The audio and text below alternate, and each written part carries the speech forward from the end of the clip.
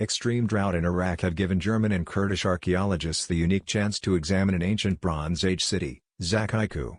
It was a race against the clock. Southern Iraq has been suffering from extreme drought for months. Since December, large amounts of water have been diverted from the Mosul Dam, Iraq's most important water reservoir, to prevent harvests from drying out. Due to the low water level, the remains of a 3,400-year-old city that disappeared decades ago emerged on the edge of the reservoir. I saw on satellite images that the water level was falling, but it wasn't clear when the water would rise again. So, we had an unknown window of time, says German archaeologist Ivana Puljus, a junior professor at the University of Freiburg. But archaeologists knew that the site, known as Kemion, was interesting. They had been there before.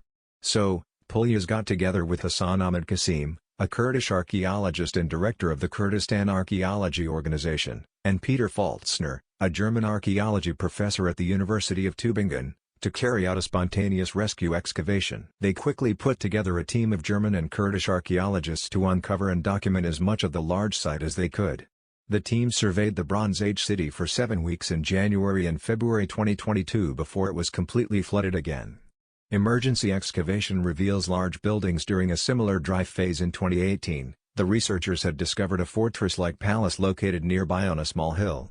It was bordered by a large terrace wall. At the time, Ivana Puljus's team found the remains of wall paintings in bright red and blue tones, thought to be a typical feature of such palaces. The fact that the pigments were preserved despite the flooding was an archaeological sensation, Puljus told DW after their 2022 visit to the site. Of course we had high hopes. Based on the things we had found in 2018, we knew that this site could bring interesting findings. But we didn't know what exactly we would find, said Puljus. The team was not disappointed. During this year's excavation, the archaeologists said they were able to uncover other large buildings, such as a massive fortification with a wall and towers that surrounded the city. A mighty city that dominated the area. The researchers' discovery of a large, multi-story warehouse full of supplies was particularly exciting. The sheer size of this building alone shows that it had to have housed an enormous amount of goods.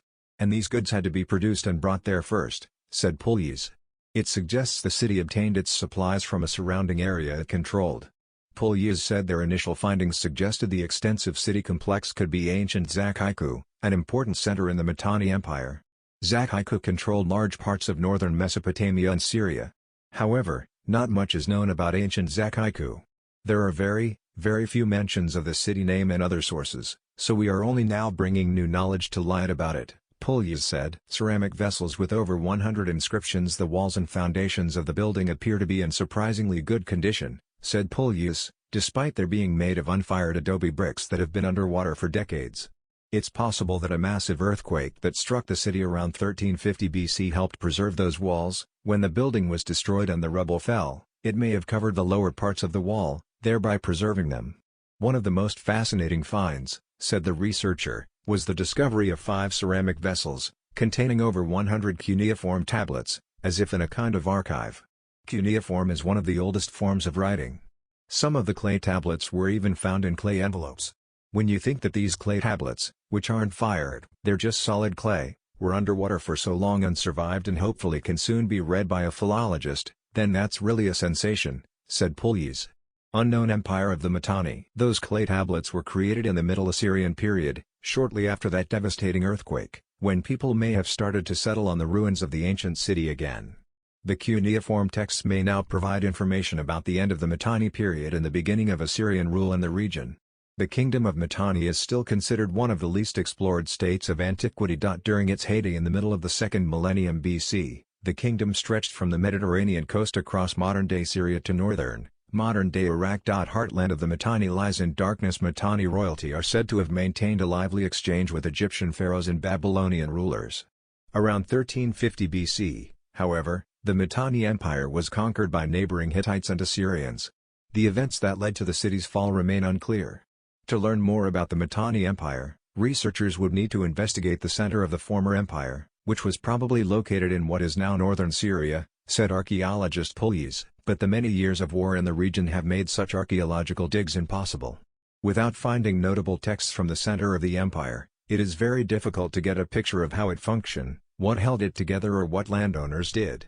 So far we only have single, spotlight sources from peripheral areas, Like now from what is probably ancient Zakaiku, said Pugliese. But the core area remains in the dark. Before the ruined city was submerged again by the reservoir, the archaeologists covered the excavated buildings with a tight-fitting plastic film and gravel to protect them from further damage. With luck, the lost city of the Mitanni will reappear another time.